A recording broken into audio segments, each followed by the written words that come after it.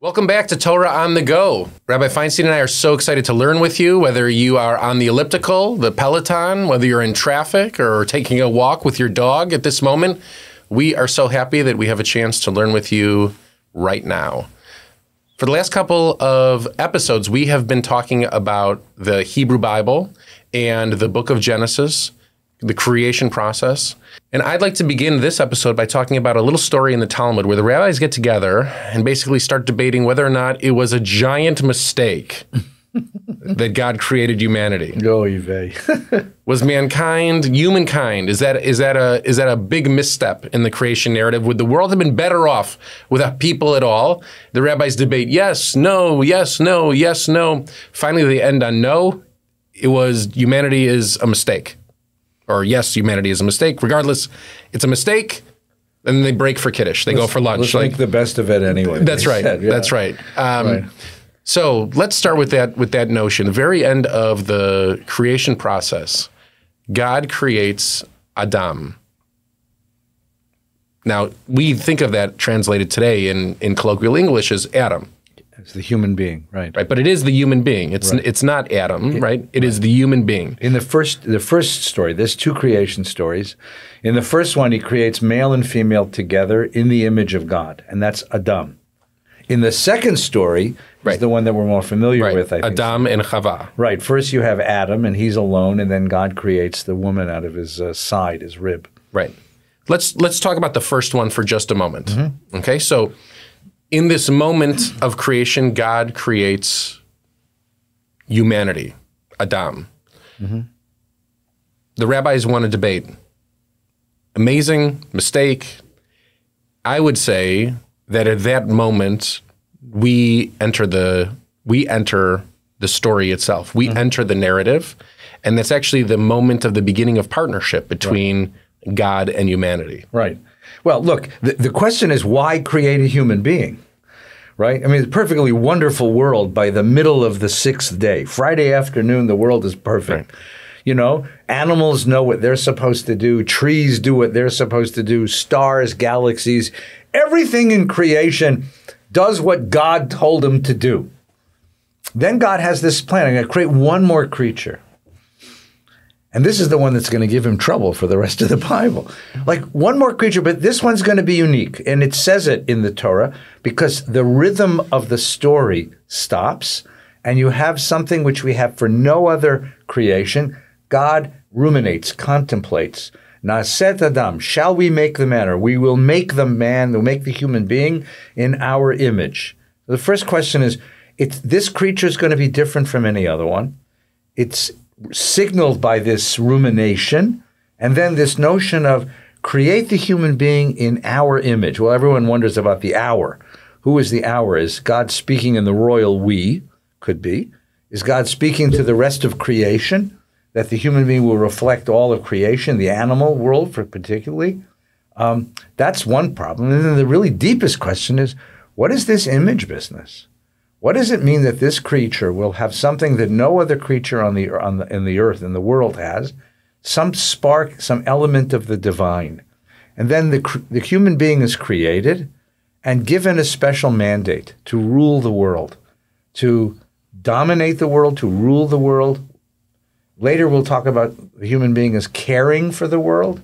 This human being has a different role as a special partner with God in the bringing about of creation. And the question that's going to be asked throughout history, as you know, is what part of us is that divine spark? Right. Is it reason? Is it conscience? Is it creativity? Is it love? Is it all of that? And the one thing that is remarkable about this creature is this creature has free will. Right? Elephants will always be elephants. There is no, I used to teach the kids and tell them, you know, in the hundreds of millions of years of dogs on this planet, no dog ever woke up in the morning and said meow. Not one. And yet we wake up every single morning and have to decide, who will I be today? And how will I be today? We have the power of our own self-creation. We can be who we decide to be. And that, of course, is going to give God a huge headache, which is what the Talmud story is about. The whole notion of this story, and I love the idea that you're focusing on this moment of God self-reflection.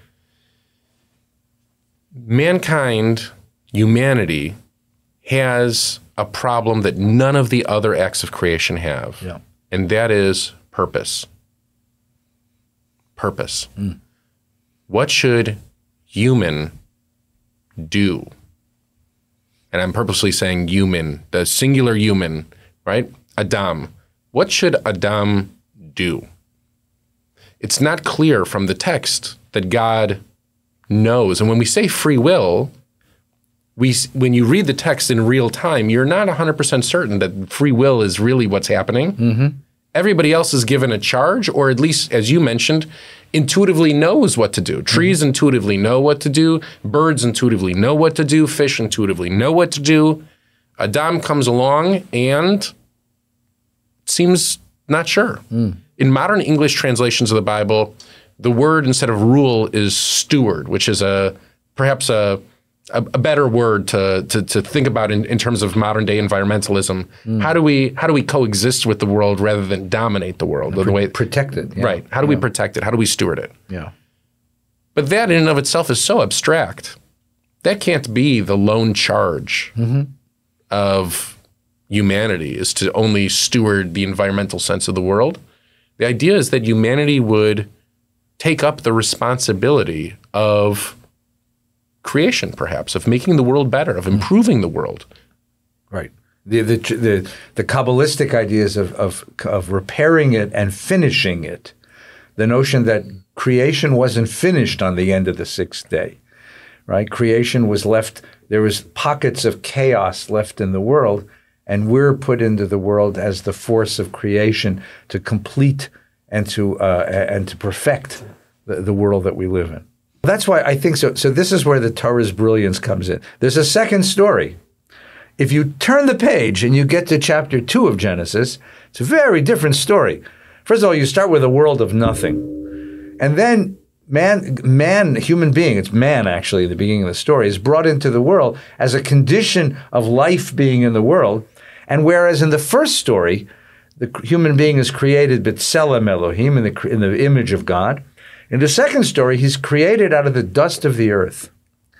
So the question is, well, which is it? Right. Are you a reflection of the Creator, Tselem Elohim, or are you a reflection of the schmutz of the earth? Are you dirt? And the word Adam is related to the word Adama, which means earth, right, or Adom, which means red, from the clay of the earth. And I think that, first of all, you have a sense there of the moral spectrum of human beings. We can be either one. Our nature is not fixed. Our nature is not fixed. We can behave in a way which reflects divinity, and we can behave in a world that reflects the lowest of the low. This is the spectrum of human possibility. And then that human being is put into the world and just put into a garden, which I think is also a beautiful metaphor, by the way. And what's wonderful about the metaphor is that then God says, Lishamra u'le'avda. Lishmor means to guard something, to protect it, and la'avod means to cultivate it, to work it. In other words, he's put into the Garden of Eden and given a rake and a back box of trash bags on his way in. You've been put into the world to protect this world, to care for it, to cultivate it, to keep it going. That, I think, is the corrective to this idea that I'm here to rule. The other correction in the second story as compared to the first story is that there are two different people in the second story. Adam yearns for relationship. Right. Lo tov heyot adam levado. It isn't right to be alone. Right. It's not good for a person to be by themselves. Everything God creates is tov. Everything is vayar Elohim ki tov. Everything God says is good. The first time God says lo tov, it's not good, is human loneliness. That's right. And so this yearning, the instinct that the second story recognizes that the first story does not, is that the second story recognizes that the yearning, the instinct of humanity is to be with one another. To bond. To bond. Right. To find each other, to find meaning. You're looking for purpose in life? find it in a relationship with somebody that really matters to you. Right. And then there's the most hysterical story, which is someone's got to film. Maybe you'll do this. God wants to create a companion for the human being. So he puts him in a tree, and he brings him all the animals of the world. First he brings him a Cocker Spaniel. He's a cute little doggy. And he says, name him. He's Rover, Right. And then he brings him, Rover's nice, a pussycat, and then a cow and a giraffe and God knows what. At the end of the day, God's getting desperate. So you get all the weird animals, flamingos and, So, and none of the animals satisfy the human need for companionship. So the question is a really interesting question. Why not? Like, what is it that we find in each other that I don't find in my dog? And for that matter, why doesn't God come and be the companion of the human being? I was teaching this to a class of kids once. Sometimes kids just surprise you. So I said, so the kids had all the right answers. He can't talk to his dog. You can tell him to get your slippers, but you're not going to tell him about what you read in the paper today. And talking to God is frustrating. It's like talking to my mom. Before I open my mouth, she knows what I'm going to say and why I'm wrong. But a kid in the back row said something so sweet. This 9-year-old kid. He said, they don't need him. I said, what? He said, they don't need him. Look, he said, Rabbi, my dog loves me. But if I let my dog go, he'd do fine running around the streets of Encino. And God created a man. He could create another one. They don't need him. What we want most of all in the bonding is another human being who needs me. In all of my idiosyncrasies and all my eccentricities and eccentricities and all my mistakes and all my faults, she still loves me, right? And I love her. And that's what we want so much in life. It's beautiful. That's exactly right. And that's why I think we remember, there's actually two different motifs that run through the Jewish wedding ceremony. Yeah, yeah. One, of course, is Abraham and Sarah, and we'll get to that in a few weeks. But the other one is Adam and Eve, and it recognizes that the instinctive this instinctive yearning for relationship, this wanting to bond with somebody who accepts all of us, right, in the garden. Right. When you're standing in the chuppah, and most chuppahs, either they look like a canopy with 4 poles, or to beautify it, it's decorated with flowers. Right.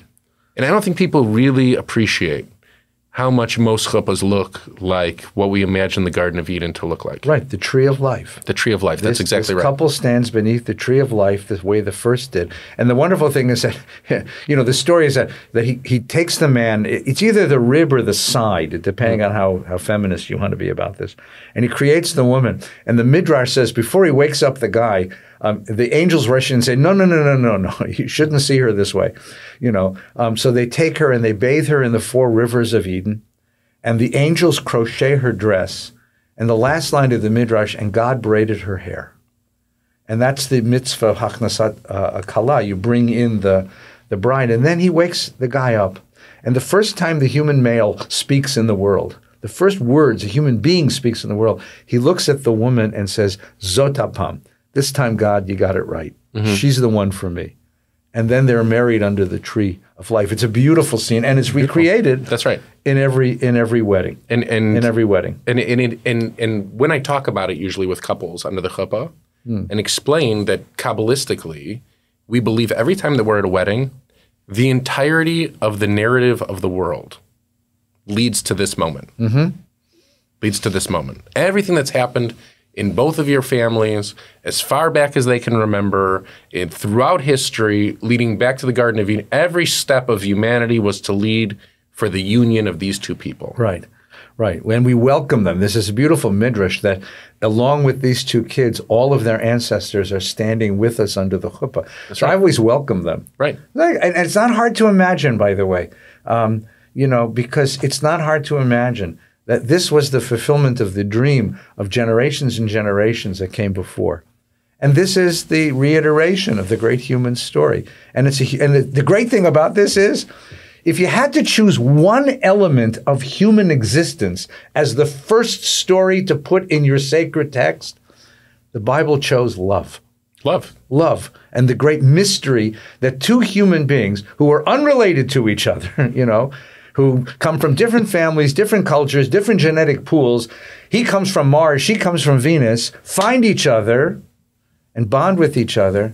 and are able to say to each other, I need you. That is the greatest mystery and the most wonderful gift of human existence.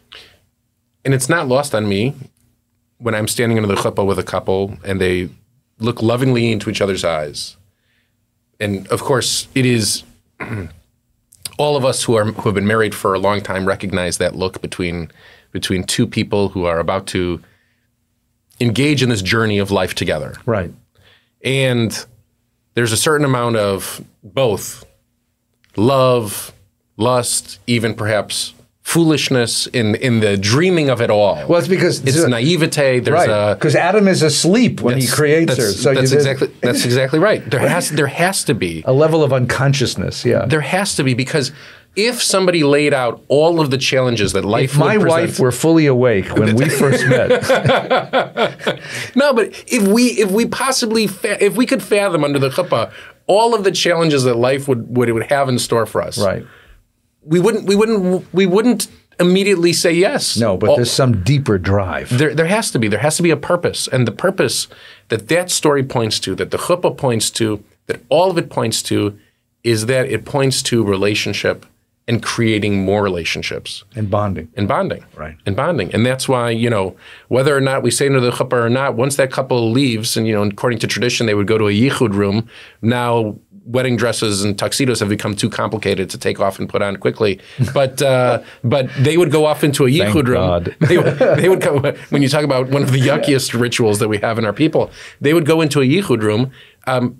Immediately as soon as that story occurs in our lives, we look at the Garden of Eden, we look at humanity joined together, we begin the process of creation once again. Right, and again, so to go back to the wedding ceremony, for those of you who watch wedding ceremonies, we spend an awful lot of time with weddings. There are two themes in the brachot that we say. The first one is this one: Sameach tisamach re'im ahuvim kesamecha chayitzacha began Eden mikedem. Bring joy to this loving couple as you did to the first couple in the Garden of Eden. That's the story we're talking about. The second theme is not the beginning of history, but the end of history. The second theme is Mehera Adonai Eloheinu Yeshama B'Yarei Yehuda. May the redemption of the world come soon. In other words, this couple, in finding each other, are not only a reiteration of the first couple that reflects this drive to bond, but they are also one more step toward a time when all of us will bond, when all of humanity will recognize how much we need each other and find a way to live together in peace, in a redemptive world of peace. And that's the end of the wedding ceremony, is this redemptive expression that this is a step toward the ultimate messianic time, the ultimate time of peace.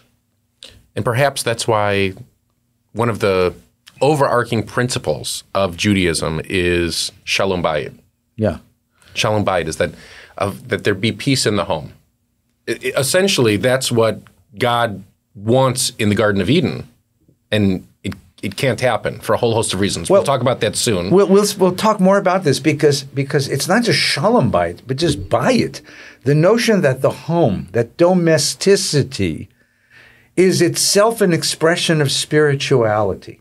That the home is a locus of divinity. Home is a place where faith is given, is taught, is acted out. That's a revolutionary idea in human consciousness as well. We take it completely for granted because so much of Jewish life is lived at home.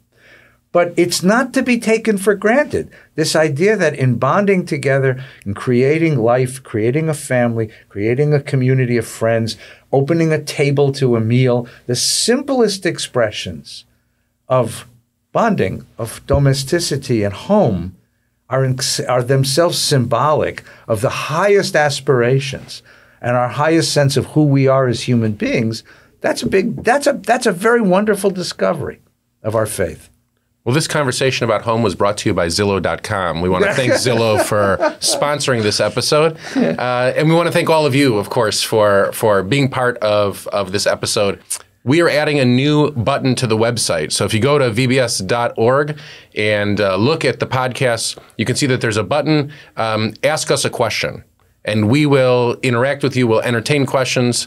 It should be a good question. Now, we would like good questions, but we will have a segment where we answer questions, and we look forward to learning with you. Whether you are at home, on the road, we look forward to seeing you on behalf of the clergy of VBS, Rabbi Feinstein, and myself. We'll see you next time, Torah on the Go. When you do get home, if you happen to be bonded in some relationship of any kind, give them a hug. Just go give them a hug. And if they say, what's this for? Just say, the rabbi told me I needed to give you a hug. It says so in the Bible. See what happens. It's nice. We leave you with a prescription, like a doctor's note. One hug. One hug. See you next time.